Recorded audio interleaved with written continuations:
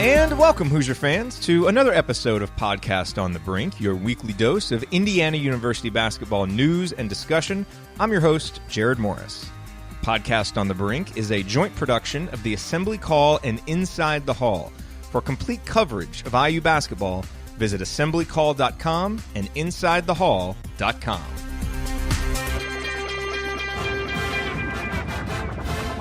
Hey, have you heard? It's time to break through with Indiana football.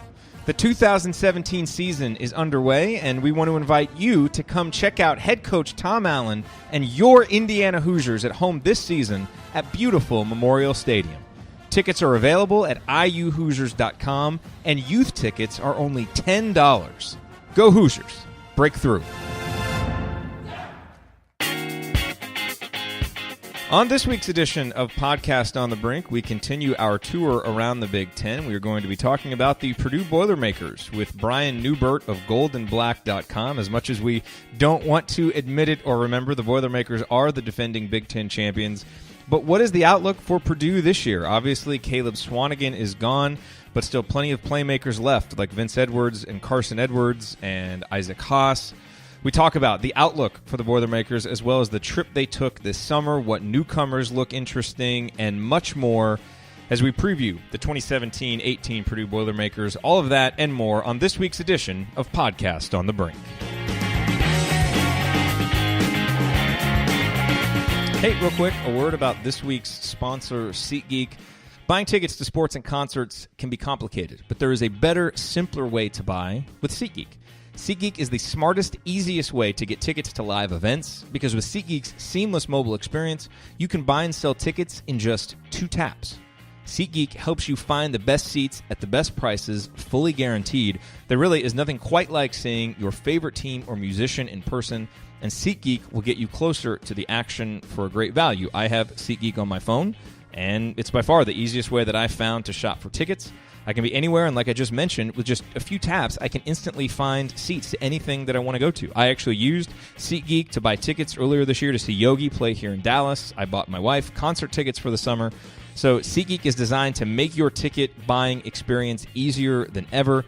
They save you time and money by searching multiple ticket sites to compare prices and find amazing deals. Now, here's how to get an even better deal, which is Podcast on the Brink listeners get $20 off of your first SeatGeek purchase. Download the SeatGeek app, enter the promo code BRINK, B-R-I-N-K today, and you'll get $20 back from SeatGeek. That's promo code BRINK, B-R-I-N-K.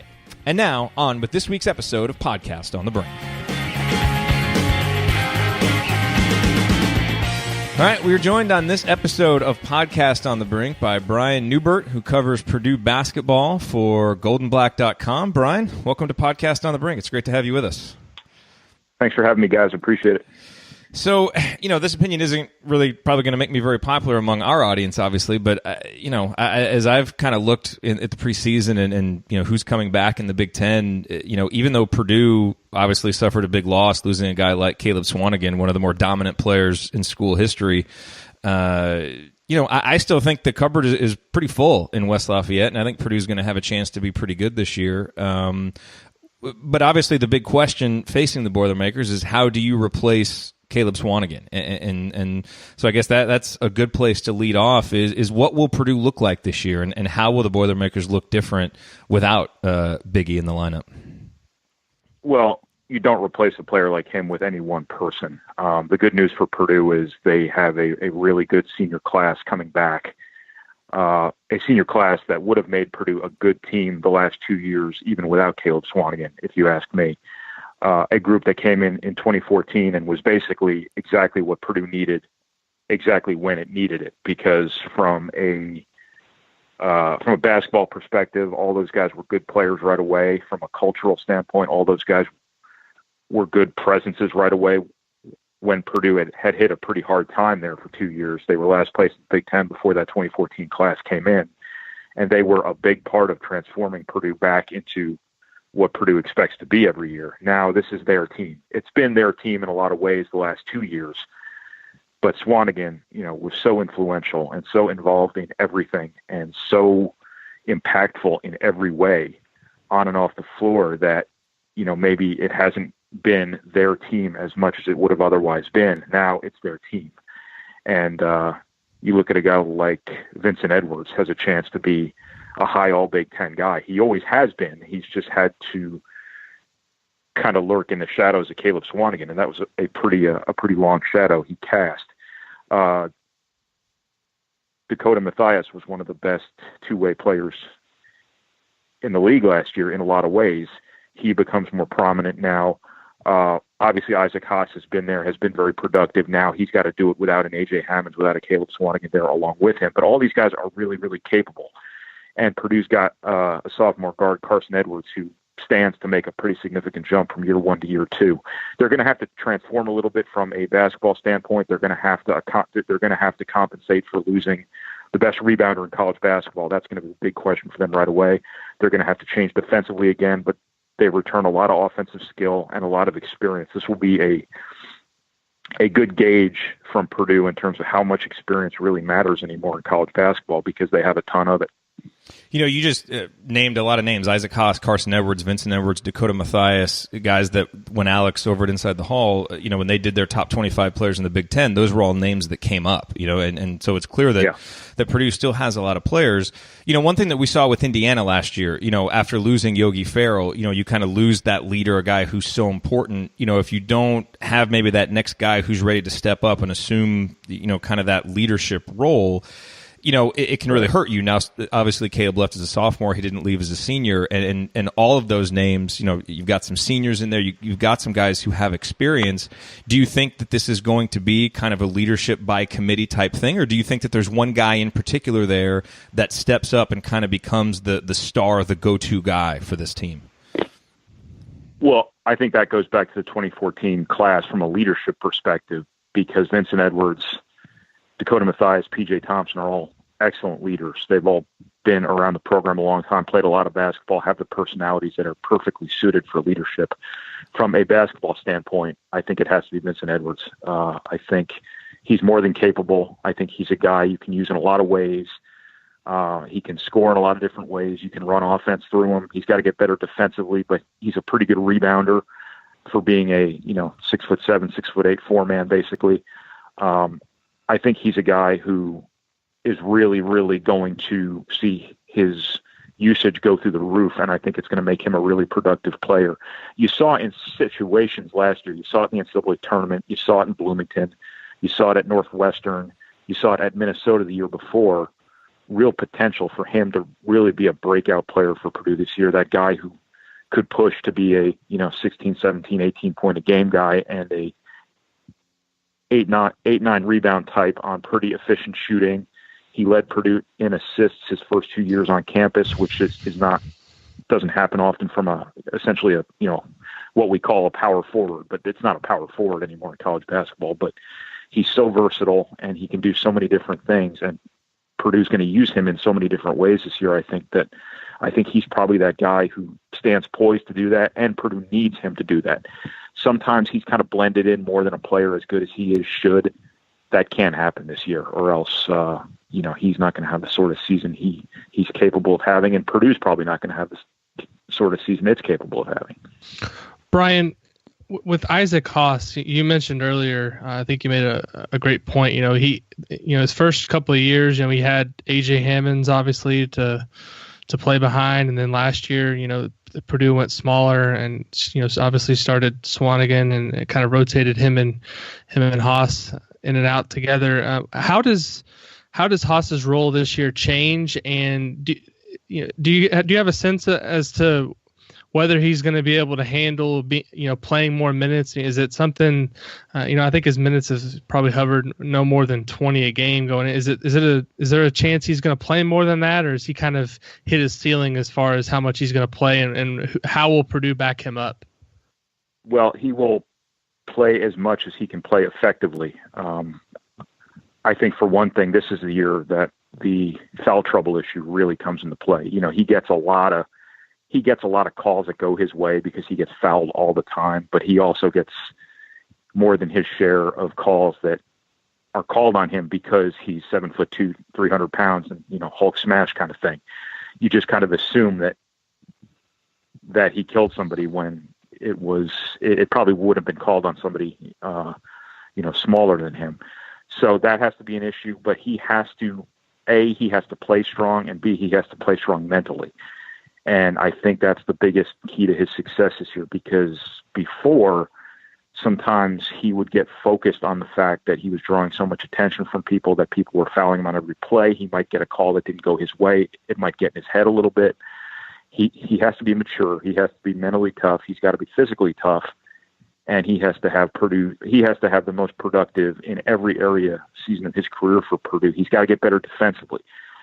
That has been an open wound for Purdue in a lot of ways over the years that they've had to work around. When he's out there, opponents do everything they can to put him in ball screen defense, to get him away from the rim, to kind of open things up a little bit. He's not a great shot blocker, but just when he's standing in front of the rim, that's a rim protector. So he's going to be subject to the matchup game probably more than he ever has been. That's something Purdue's going to have to scheme around. He's going to have to be a better decision maker. Purdue was one of the best three-point shooting teams in college basketball, I think, last year, but so much of that had to do with Swanigan's, just uncanny passing out of the post and the attention he drew. Purdue can't replace that, just like they can't replace so much of what Swanigan did for them. But when Haas gets the ball, he has to be a better decision maker. He's got to be stronger with the ball. That's something, too, I don't know if a lot of people have focused on with him in terms of what they need in terms of improvement. But it's kind of sink or swim time for him, because they don't have A.J. Hammond to throw in there as soon as something goes wrong for Haas. They don't have Caleb Swanigan to throw in there as soon as he can't guard a guy 15 feet from the basket, that kind of thing. What Purdue does have now, and they don't have an A.J. Hammonds or a Caleb Swanigan, not by a long shot, but they do have a different look at least. Their backup five this year is going to be Shaquille Taylor, who fans have barely seen because he's been hurt 3 of the last 5 years. But he is a much more athletic, much more mobile sort of center than Purdue's had before. So that's somebody who might be able to help them play a little more up-tempo, which they want to do offensively, considering their offensive skill and whatnot. But he's probably better suited to block shots. He's better suited to move his feet, ball screen defense, stuff like that. So Purdue's going to be very different when Isaac Haas is off the floor. But when he's on the floor, Purdue needs him to be the best Isaac Haas he can possibly be. Purdue had the opportunity, obviously, to go over to Taipei, I think it was, and have a chance to play in the World University Games. What do you think the biggest thing you learned about them from that? Maybe just from seeing the box scores, seeing how they played over there. What's the biggest thing you learned about this team, and how beneficial is it going to be for them to have all those games under their belt by the time practice starts? Yeah, second part first. They should be way ahead come October than they would have been otherwise, because they've had all this time together. They played in all these games, and they didn't just play in these games. This wasn't like going to Spain and playing 5 exhibition games that don't matter, that you don't even remember who won a few days later, against teams that just got thrown together right there. These were games that mattered. These were games where it really meant something to the opponent. So you were getting good efforts from the people you were playing against. You were playing against all-star teams that don't have freshmen. So while Purdue has a couple of 18-year-olds at the end of its bench that aren't playing, everybody on Purdue is playing against 22, 23-year-olds who really want to win for their country. So it wasn't just the number of games, it was the quality of the games and the quality of the experiences that really matter.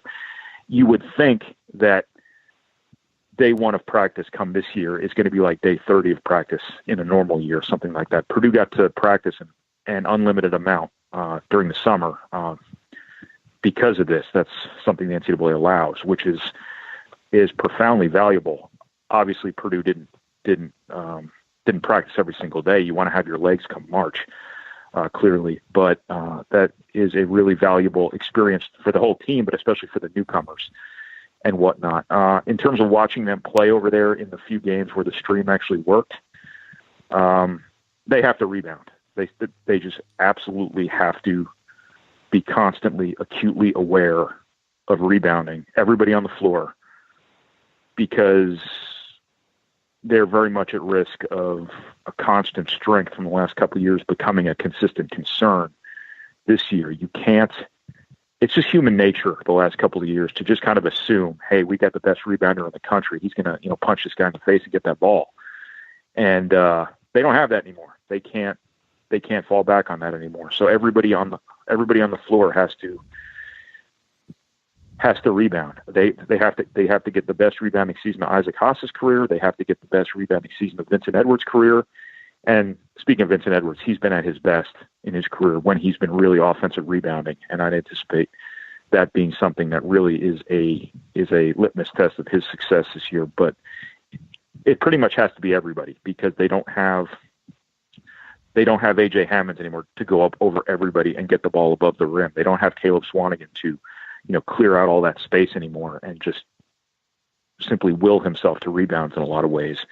So that's something that's really going to be a pretty pressing concern. It cost them the gold medal at the World University Games because Lithuania, I think, got 17 offensive rebounds, and it was just kind of a comedy there in the fourth quarter that Purdue couldn't get the defensive rebounds it needed to have a chance, and that's something that's really going to cost them if they can't get that all squared away when they can't rely on the personnel they had in the last couple of years anymore. Brian, you mentioned that Purdue is going to rely a lot on its deep senior class this year, and that's obviously good, in the one sense that you've got a lot of experience for this season, but then when those guys leave, you've got a lot to replace. And so, I'm curious, right, what kind of recruits does Purdue have that are freshmen this year, this year's class, and who among them may play a significant role this year? And then how do the future classes stack up for Purdue as they look to, rebuild, once this class is gone? Because they've had, obviously a pretty good couple of years. Are they in a position to sustain that once these guys leave? Yeah, that's going to be a good question because this is kind of a silver bullet, I guess you'd say, sort of season here where you have this really good senior class and so much leaves after this season. Carson Edwards is going to be a star at Purdue. He will be back for 2 more years after this one, assuming, something crazy doesn't happen.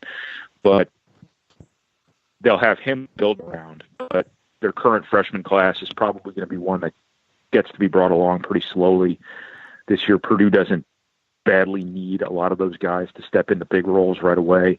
The one guy who's going to play a lot from this year because he has to, as much as anything, is Nojel Eastern, and he's going to be a really interesting case because he's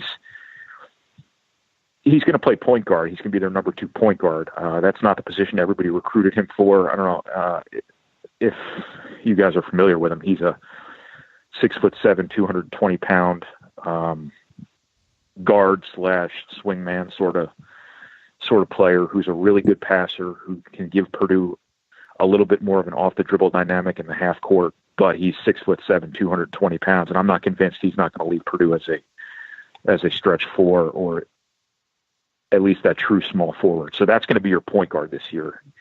You're going to have 6'7", 220 bringing the ball up the floor against 5'10", 170 in a lot of cases, guys who can get up underneath him when they put pressure on him. So Purdue's going to need him to be solid, mistake-free, learn quickly this season because Purdue knows as well as anybody how treacherous it can get when you can't handle pressure in the full court. That cost them games in years past. So Purdue needs a long-term answer at point guard too, but for the short term, Nojel Eastern is going to be their number 2 point guard and a really important player and a really important role for them. Outside of that, they have a forward named Aaron Wheeler who's been very impressive during the summer. From a physical standpoint, a really talented kid, probably rough around the edges. I'm not sure how much he's going to play right away. I'm not sure how much Purdue needs him to play right away, considering how much Vincent Edwards is going to play. Actually, the guy who's probably been as impressive as any freshman they've had has been Sasha Stefanovic up at Crown Point. But they have Dakota Mathias and Ryan Klein and Carson Edwards basically playing his same position. So he kind of looks like your prime redshirt candidate this year, but somebody who will be a pretty important player for them down the line. Somebody who I think is going to be a pretty good player at Purdue. They have a junior college player, Eaton Ewing, who was one of the top junior college forwards in the country. Not sure where he quite fits in right now. He didn't do a whole lot in the World University Games, but he'd only gotten on campus a month earlier, so he's going to have some time to play catch up here in the next couple weeks. they have a 7'3" center, Matt Harms, who's a redshirt freshman. He enrolled halfway through last year because of he was old for his grade. I don't know where he kind of fits in right now. They kind of got their backup center question answered as of right now with Shaquille Taylor, but they just keep getting these 7-footers. yeah, they seem to have this sort of knack for finding guys who are Ripley's Believe It or Not big kind of thing. Whether that's by design or not, I don't know, or if it's just kind of worked out that way. But he's entirely different from Isaac Haas. He's a completely different body type. Yeah. He is long and narrow. He is a stick, basically. Whereas Isaac Haas is 7'2", 300, but completely proportional and sort of made out of stone. But Harms really moves his feet well. He's really long. I haven't seen him make a lot of jump shots, but he's that's his reputation, that he can shoot a little bit from the perimeter. So it'll be interesting to see what becomes of him. He might not be a day one guy. But in terms of those guys, those are going to be guys who probably get brought along at a modest pace this year.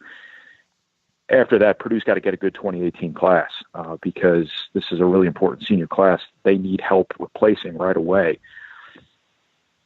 They kind of got the big man they wanted in Travion Williams out of Detroit, a really offensively skilled guy, kind of in the Swanigan mold. Not that good, but kind of in that mold. That was a pretty important get for them right away. Then it's all going to kind of come down to the fall. They're going to have a lot of important official visits here in the next couple of weeks, and we'll kind of see what they come up with. Yeah. And a couple of names that Purdue had been involved in, in that class of 2018, Robert Finney, Demezi Anderson, became Indiana commitments.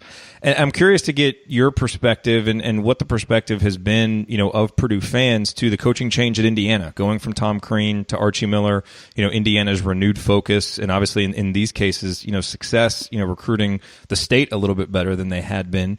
What has been that reaction to what's going on in Bloomington among the faithful up in West Lafayette? I think people respect the hire. I mean, I think Archie's track record kind of speaks for itself. Obviously, he's had a lot of success at Dayton. He was one of the most well-regarded coaches out there on the coaching market. I think a lot of us had him pegged for Ohio State. So everybody kind of figured he would get his chance in the Big Ten. I don't know if a lot of us expected it to be at Indiana, but obviously he will give them some recruiting punch, as is the case when you're a really good recruiter, as he's always been, but also when you're new. There's always that grace period where there's so much excitement around things. That stuff really matters. So I think obviously, people are interested to see how they're going to fare right away because, if you have some early success, that kind of gets the ball rolling. If you don't, perhaps you sort of hit that stalemate that's hard to get out of, but I wouldn't bet against them. Brian, Big Ten at large going into the season, Jerod mentioned, and I agree with him. I've seen a lot of these preseason projections coming out with Minnesota and Northwestern ahead of Purdue, and I'm thinking to myself, what's this based on? Maybe they have more players back, but Purdue won the Big Ten pretty handily last year. Obviously, Swanigan's a lot to replace. When you're kind of looking at the hierarchy of the league, I think most everybody can agree that Michigan State's the favorite going in. But where do you see Purdue stacking up? I mean, do you agree with us that it's probably fair to put them second going into the season, or is there an argument to be made that Northwestern and Minnesota belong in the discussion as well? I really like Minnesota. I really like Northwestern. I like Minnesota a lot more before they lost Eric Curry, but I really like those two teams. I think a lot of people do. I'll be interested to see how Minnesota handles the situation where they're supposed to be good. But I think on paper, they've kind of earned that. I think Northwestern's obviously earned that going to the NCAA tournament last year. Obviously, Michigan State is loaded, and, they're always kind of viewed that way anyway, even when they're not loaded. But I think from Purdue's perspective, it's pretty natural for people to kind of look at them on the surface and say, well, they're going to take a big step back. because you can't lose a player like Caleb Swanigan and not be perceived to take a big step back. And Purdue might take a big step back. I don't know, but I think Purdue's seniors are better than people realize. I would put Purdue certainly in that top 3-4 range in the league. I don't know if they have the upside they've had the last couple of years with NBA big men. I'm certainly not convinced Purdue doesn't have NBA players right now, but they don't have obvious pros like they did before with A.J. Hammonds and with Caleb Swanigan. So I don't know if they quite have the upside this year that they might have the last couple of years, but I certainly would expect them to win a lot of games and probably be in that conversation for the Big Ten title in the last couple of weeks for sure. Brian, as a final question for you, obviously IU fans and Purdue fans don't agree on a whole lot, but I'm curious if you agree with us and if Purdue fans agree that the IU-Purdue rivalry is one that is special enough that it should be protected and played twice every single year, and that these seasons where we only get to play once, it's an abomination and shouldn't happen. Is that something that we're all in agreement on? Yeah, absolutely. I don't think it's even a conversation, and I don't think it'll be a conversation much longer because I think by the end of the spring that will be rectified from what I understand with the Big Ten and what's going on there. But there's absolutely no question the Big Ten, as fractured as it's gotten with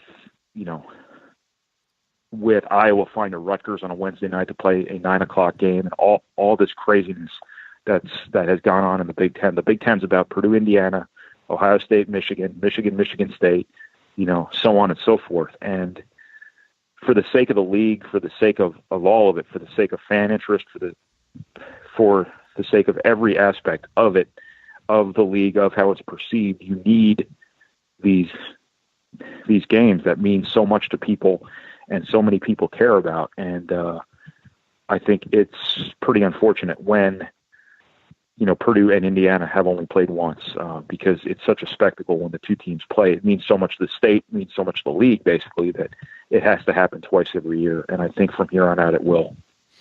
Yep. Well, his name is Brian Neubert. You can follow him on Twitter at Brian Neubert to keep tabs on the Boilermakers as we head into this season. Brian, we really appreciate your time and appreciate the insight on what to expect for Purdue this year. No problem, guys. Thank you, Brian. Thanks really for having appreciate me, it. And I hope I made sense. You did. It was great. Absolutely. Thank you. All right. No problem. Thanks, Brian. Hey, take care. See you guys. Thank you for listening to this episode of Podcast on the Brink. We always appreciate you being here. To get more from me and from Alex, visit assemblycall.com and insidethehall.com for complete coverage of Indiana University basketball.